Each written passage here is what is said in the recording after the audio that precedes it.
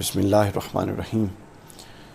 علامہ ابن حزم کے سیاسی افکار میں اگلا پہلو جو ہم زیر بحث لائیں گے وہ چین آف کمانڈ کے تصور کے حوالے سے کہ ایک اسلامی ریاست میں چین آف کمانڈ اوپر سے نیچے تک کیسا ہونا چاہیے۔ اس حوالے سے بڑا کیٹاگوریکل، بڑا سادہ اور بڑا واضح موقف ہے امام ابن حزم کا۔ آپ بیان کرتے ہیں کہ چین آف کمانڈ بالکل صراحت کے ساتھ واضح ہونا چاہیے اور ہر شخص کی ذمہ داریوں کا پراپر تعین ہونا چاہیے اور کہیں امبیگوٹی اور ابہام نہ پایا جائے کہ ایک اپنی ذمہ داری بھی سمجھ رہا ہو، دوسرا اس کو دوسرے کی ذمہ داری سمجھ رہا ہو، تیسرا اس کو تیسرے کی سمجھ رہا ہو، اور جب موقع ہو تو سارے ایک دوسرے پہ ڈال رہے ہوں اور کوئی بھی ذمہ داری لینے کے تیار نہ ہو۔ علامہ ابن حزم اس کی شدید تردید کرتے ہیں اور بیان کرتے ہیں کہ چین آف کمانڈ اوپر سے نیچے تک کلیئر آئے اور چین آف کمانڈ دو شخصوں کے پاس نہ ہو ریاست کی، یعنی ریاست کی جو بنیادی اساسی قوت ہے وہ کہتے ہیں دو شخصوں کے پاس نہ ہو، یعنی آپ نے ایک ڈمی بٹھا، جو ہمارے ہاں ہوتا ہے ایک ڈمی بٹھایا ہوا ہے کرسی پر اور ہے اور قوت کسی اور کے ہاتھ میں، ایسا نہ ہو۔ اس طرح وہ کہتے ہیں کہ کیا ہوتا ہے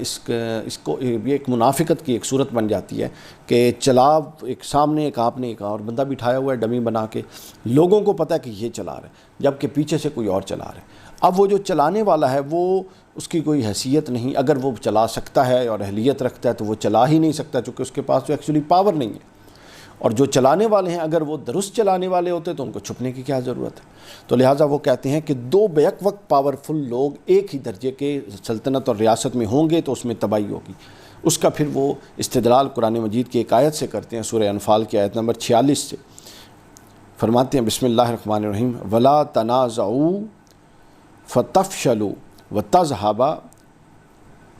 رِيحُكُمْ، کہ خبردار آپس میں جھگڑا مت کرو پس تم پھسل جاؤ گے اور تمہاری ہوا اکھڑ جائے گی۔ اس سے پہلے آیاتی اللہ واتی اور رسول، اللہ اور اس کے رسول کی اطاعت کرو اور آپس میں مت جھگڑو۔ اگر تم آپس میں پاور کے کلیش میں پڑو گے تو تمہاری جو حکومت ہے، جو سلطنت ہے، جو ریاست ہے، اس کی دوسروں کی نظر میں وہ اس کا وزن ختم ہو جائے گا، اس کی ہوا اکھڑ جائے گی، وہ بے وزنی ہو جائے گی۔ اور اسی طرح وہ حضور اسلام کے ایک حدیث بھی بیان کرتے ہیں کہ جب دو خلیفوں کی بیعت کی جائے تو دوسرا یعنی ایک کا نظم ریاست چل رہا اور اس میں کوئی انٹروین کرتا ہے تو فرمایا اس کو ختم کر دو، قتل کر دو، یعنی اس کو رستے سے ہٹا دو تاکہ جو نظم ریاست چل رہا ہے وہ ڈسٹرب نہ ہو۔ اس لیے جمہور اہل اسلام امت واحدہ ہیں اور ان کا امام بھی ایک ہونا چاہیے، یعنی وہ اپنے ایک اسلامی تناظر میں بات کر رہے ہیں، اس نو آبادیاتی نظام سے پہلے جو ایک خلافت کا تصور تھا اس تناظر میں، یعنی اس سے ہم نے جو انفر کرنا ہے وہ یہ کرنا ہے کہ جو پاور مینجمنٹ ہے وہ ایک تو ٹاپ ٹو باٹم کلیئر ہو، نمبر 1۔ نمبر 2، اس کے اندر کسی طرح کی ڈپلومیسی نہ ہو کہ فرنٹ اور بیک اور فرنٹ اور بیک اور۔ تیسرا اس کی یہ ہے کہ جو دو ایک جیسی پاور کے لوگ نہ ہوں، ایک ہمیں یا کوئی اس کے ماتحت ہو، سب آرڈینیٹ ہو، ایک جو سب آرڈینیٹ ہے اس کو کلیئر ہو وہ سب آرڈینیٹ ہے، جو اپر سیٹ پہ بیٹھا اس کو کلیئر ہو وہ اپر سیٹ پہ بیٹھے، ہر ایک کی JDs کلیئر ہوں، جاب ڈسکرپشنز، رسپانسبلٹیز کلیئر ہوں، تاکہ یہ اس لیے امام ابن حزم نے بات کی کہ تاکہ جب ریاست فیلئر کی طرف جائے تو آپ ذمہ دار کس کو ٹھہرائیں گے۔ جب ریاست کے اندر ریاست کمزور ہو کئی حوالوں سے تو آپ گرفت کیسے کریں گے؟ آپ گرفت ان امور پر کریں گے کہ جن کی ذمہ داریوں کا تعین کیا گیا اور انہوں نے اپنی ذمہ داریاں بر وقت ادا نہیں کی۔ لہٰذا یہ پہلو بڑا ضروری ہے، لازمی ہے، اس کو مد نظر رکھا جائے،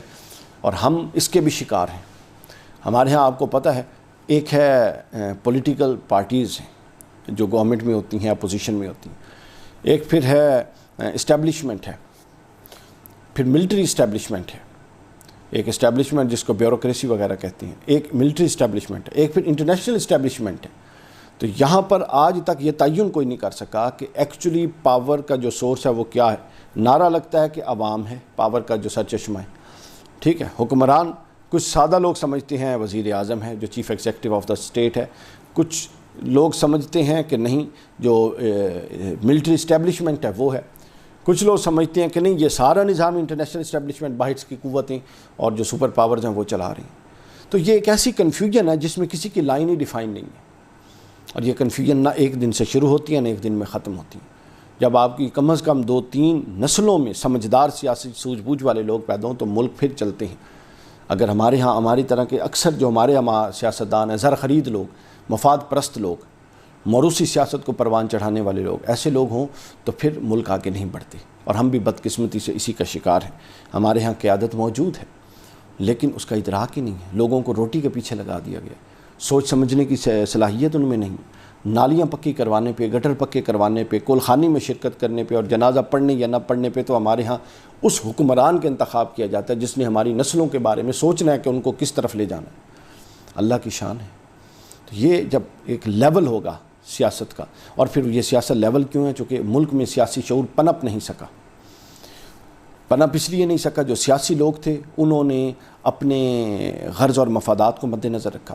جو جاگیردار لوگ تھے انہوں نے اپنے جو ماتحت لوگ تھے ان کو ہمیشہ خرید کے اور غلاموں اور لونڈیوں کی طرح ووٹ دلوائے، اور جو مذہبی لوگ تھے ان دو حصوں میں تقسیم تھے، ایک حصہ اسی طرح زر خرید سیاسی مذہبی لوگ تھے، اور دوسرا حصہ وہ بالکل نابالغ تھے، ان کو سیاسی شعور ہی نہیں دیا گیا تھا، ان کو یہ کہا گیا کہ تم سستی جنت میں جاؤ، تم سیاست سے دور رہو۔